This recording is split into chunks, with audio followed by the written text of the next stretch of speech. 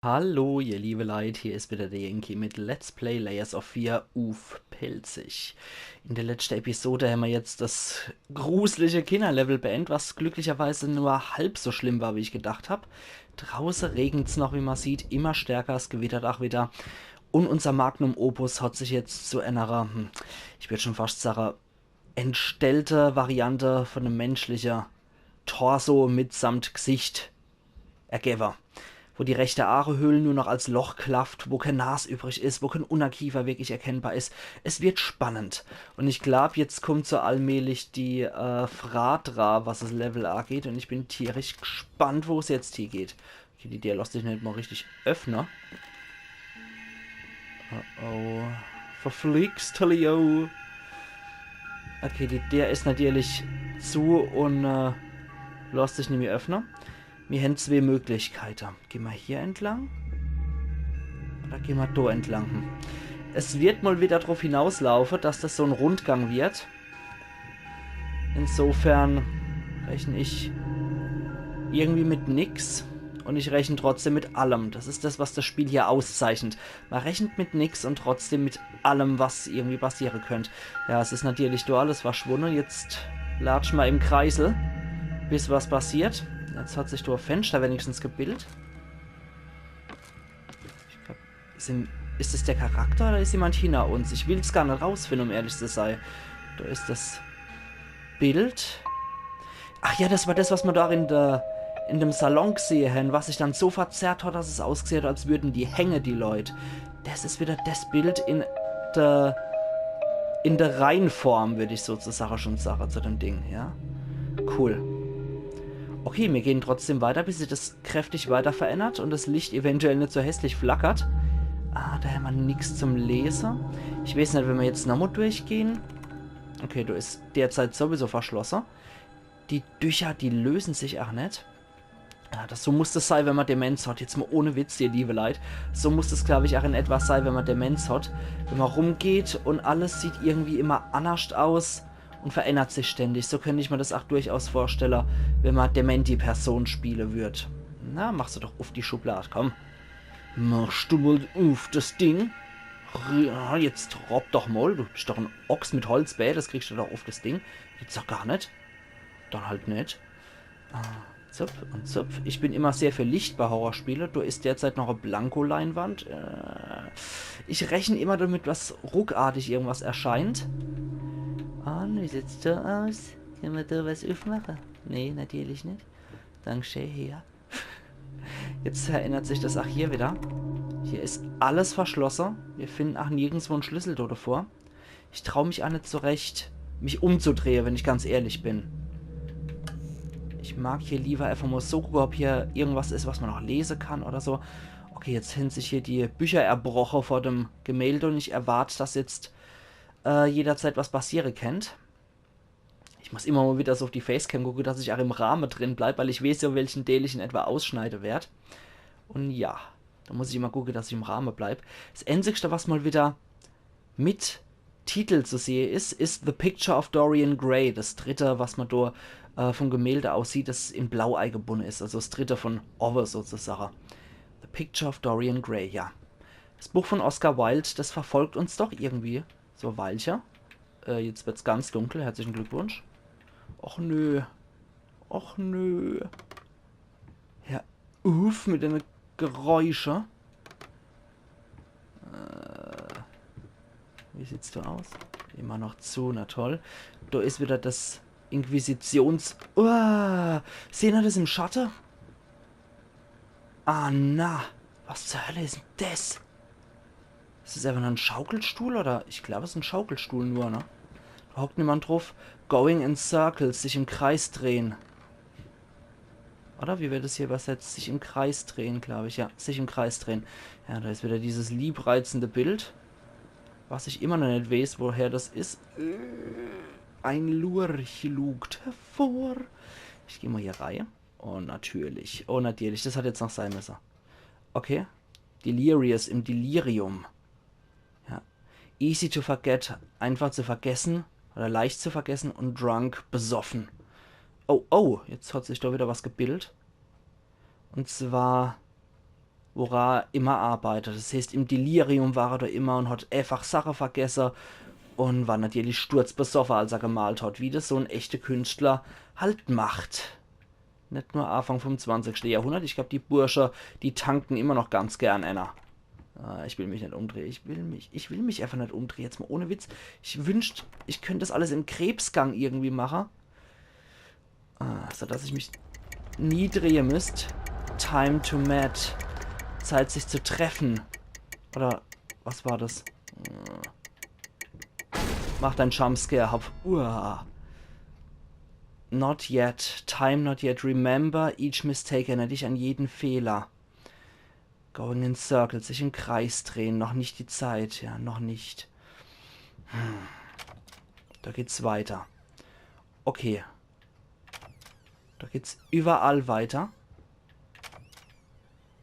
Wir sind wieder in dem ursprünglichen Raum dann, in dem, wo es sowieso rausgeht. Also wir sind wieder in dem Rundgang, könnte man sagen. Dann gehe ich mal durch hier und gehe nochmal einmal im Kreis. Einfach so der Vollständigkeit wegen. Alter, ist das ein gruseliges Bild, Mann. Jetzt mal ohne Witz. Sieht ja aus wie bei Hempel, so einem Sofa hier. Gehen wir doch vielleicht nochmal die Schranktiere aufmachen oder so. Gehen wir doch mal zu und gucken wir mal. Ne, da liegt noch die Pfeife. Wie ihr alle wisst, geht in der Pals der Pfarrer mit der Pfeife in die Kirche. Und da sind wieder nur die Bücher. Der Dorian Gray, ja, da ist er noch. Da ist er noch. Okay, das hat sich auch nicht verändert, das Bild. Restless Memories. Ruhelose Erinnerungen oder Andenken. Ja, ruhelose Andenken. So, mit Andenken wird Memories hier immer übersetzt. Yes, also ich muss echt gucken, dass ich nicht aus dem Rahmen falle. Ich näher mich immer so dem Mikro dann. Und dann gehe ich sehr leicht aus dem Rahmen raus. Okay, jetzt bin ich mal gespannt, was uns hier erwartet. Nix, okay. Kein Jumpscare. Da bin ich sehr dankbar drum. Für jeden, der das jetzt nicht erkannt hat, Jumpscare soll Jumpscare sein. Nur wie man es halt schreibt. Ja, ich gehe ganz, ganz vorsichtig hier rum. Man weiß nie, was kommen kennt. Und ich hoffe auch wieder auf einen interessanten Text, den wir lesen können, um mal wieder ein bisschen was zu der Hintergrundgeschichte zu erfahren, weil die ist dann doch sehr schlicht, aber trotzdem auch sehr interessant, wie ich finde.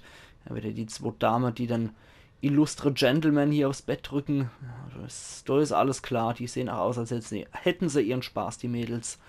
Und der Kerl sowieso. Wo geht dann hier was auf? Okay, da geht was auf. Da ist aber nichts von Interesse drin. Zack und zack. Da passiert auch nichts Schlimmes. Kein Jumpscare. Und da passiert auch nichts.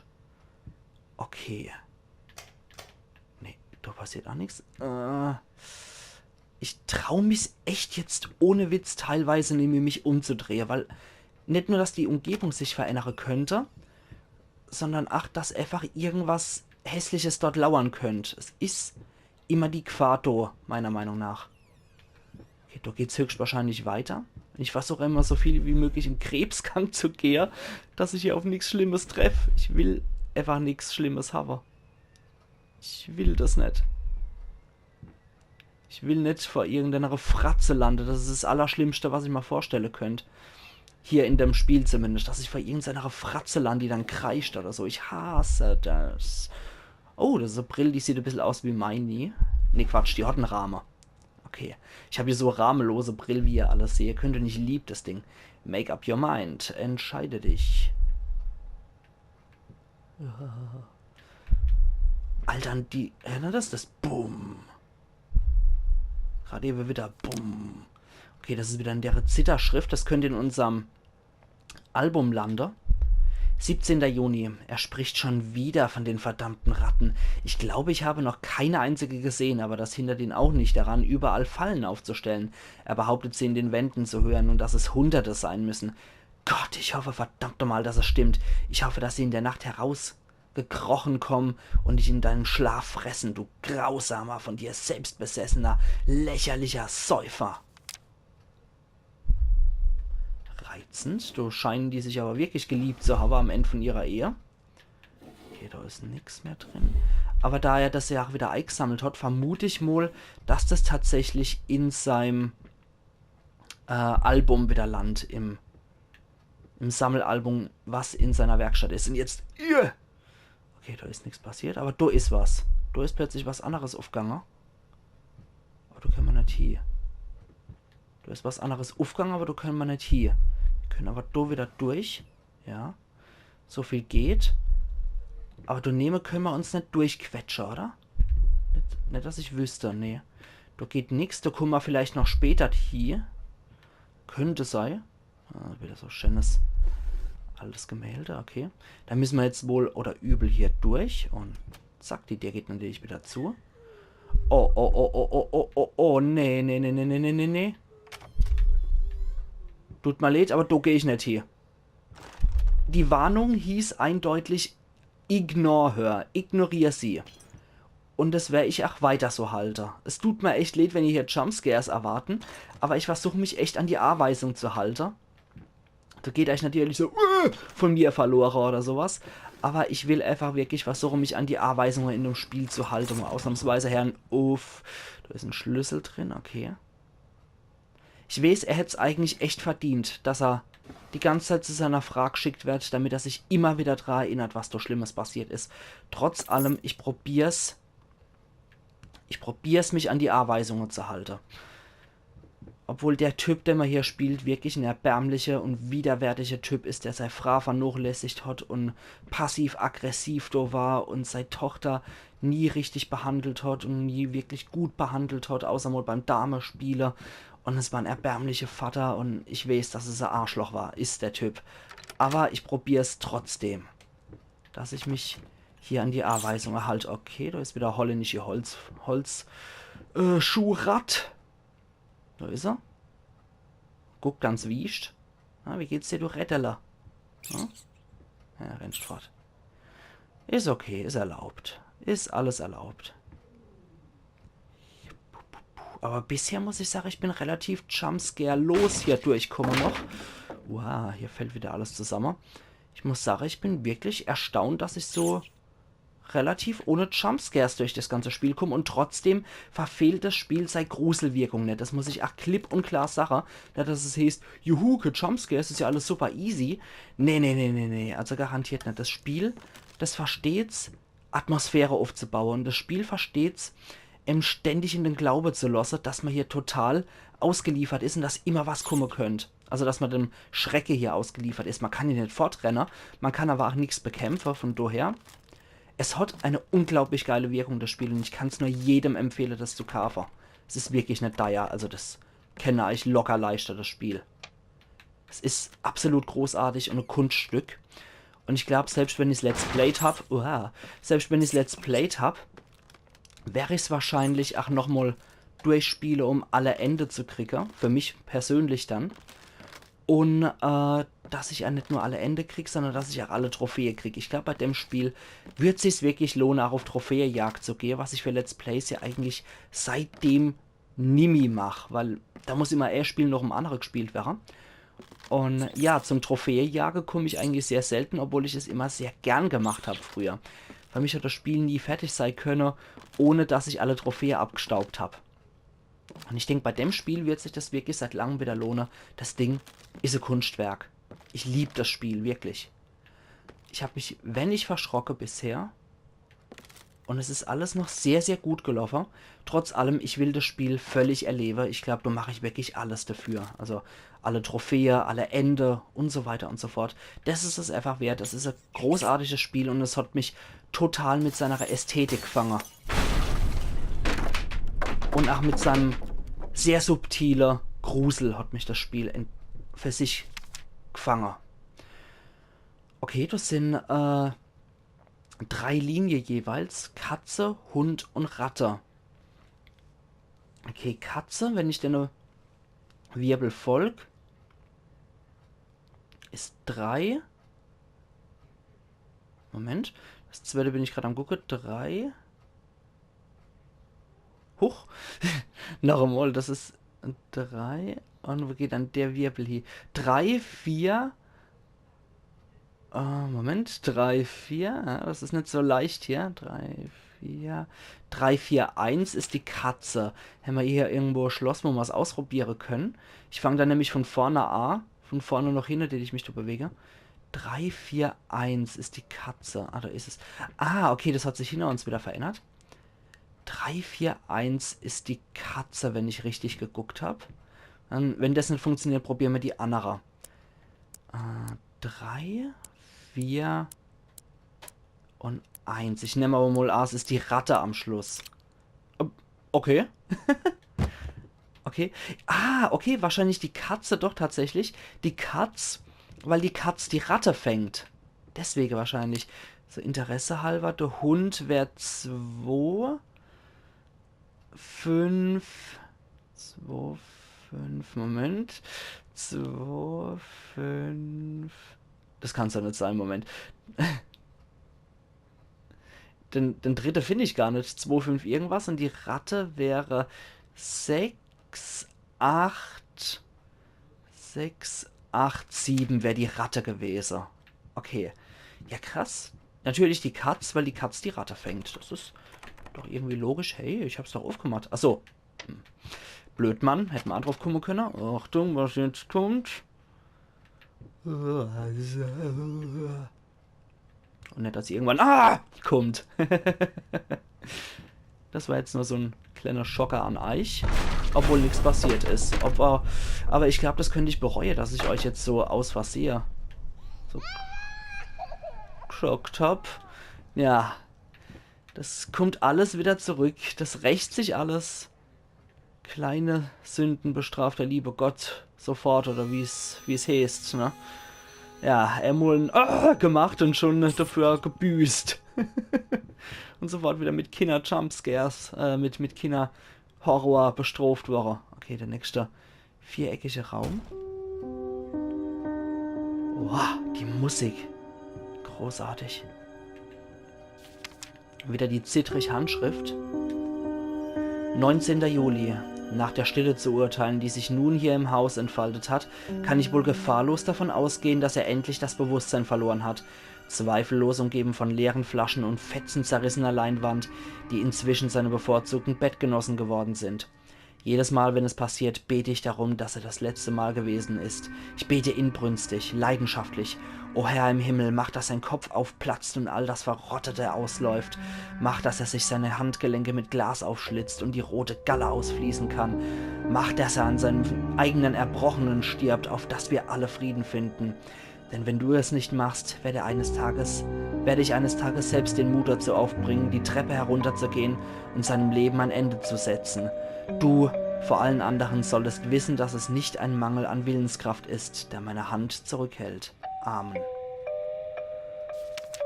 Wow, das ist hart. Das ist richtig, richtig hart.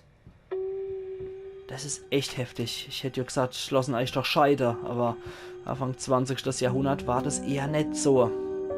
Das ist ein richtiges, übles Armutszeugnis, wie ich finde, von einer absolut gescheiterten Ehe, die nie funktioniert hat anscheinend. Das ist übel. Es tut mir auch schrecklich leid für die Frau, dass die sich so in ihr Mann geirrt hat. Und wo gedacht hat, sie findet Liebe und dabei war sie nur ein Kunstobjekt für ihn und seine Laune. Boah, schrecklicher Mensch. Okay, da ist nichts, was wir drin lesen könnten. Okay, ich glaube nicht, dass wir den Gang da großartig weit gehen können. Mal wieder der übliche Schrank mit dem üblichen Zeug, mit Hemde, Reitstiefel, vielleicht Damenschuhe und eine Hutschachtel. Ich glaube, hier kommen wir nicht besonders weit.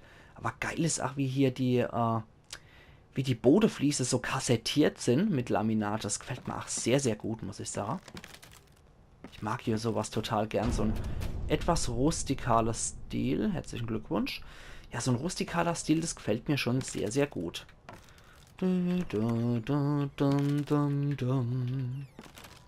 Ach, der liebe Zeit. Jetzt klingelt draußen noch das Telefon. Ach, immer ganz toll.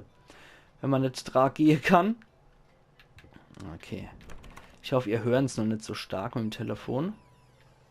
Weil es ist eigentlich jemand, der gehen kann. So, ist auch schon jemand gegangen. Perfekt. Ja, hier haben wir wieder nur einen Globus gehabt. Komm, wir drehen sie mal in die andere Richtung. You spin me right round, baby, right round. Like a record, baby, right round, right round. Und wo bleibt der Steher? Ah, okay. Sieht aus, als wäre ein Asia stehen geblieben. Egal, die Zeit haben wir nicht mehr. Weiter geht's. Okay, wo landet man dann hier jetzt? Oh, okay. Das ist wieder dieses Bild. Okay. Und ich jetzt sage, ihr liebe Leute, wenn wir hier in dem Raum sind, mache ich einen Cut. Und wir sehen uns morgen wieder zu Let's Play Layers of Fear auf Pelzig. Also machen's gut und bis morgen. Ayan Yankee.